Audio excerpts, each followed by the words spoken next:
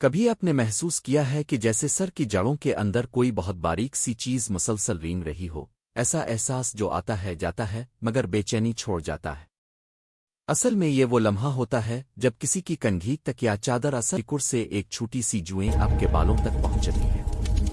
اندر داخل ہوتے ہی وہ گرمائش کے قریب بالوں کی جڑوں میں چھپ کر روزانہ 6 سے 10 انڈے رکھنا شروع کرتی ہے۔ یہ سفید ننس بال سے ایسے چپک جاتے ہیں کہ عام دھونے سے بھی نہیں اترتے۔ پھر تقریباً 7 دن بعد ان انڈوں سے نئی جوئیں نکلتی ہیں جو خون چوسنے کے لیے بالوں کی تہوں میں تیزی سے دوڑتی ہیں اور چند ہی دنوں میں سب کے اندر ایک پوشیدہ کالونی بن جاتی ہے۔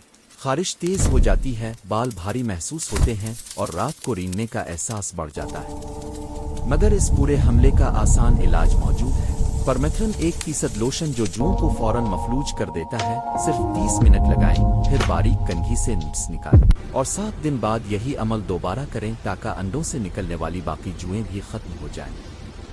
ساتھ میں تکیا، تولیہ، چادر دھو لیں تاکہ انفیکشن واپس نہ آئے، اور یوں یہ عام مگر پریشان کن مسئلہ ہمیشہ کے لیے ختم ہو سکتا ہے۔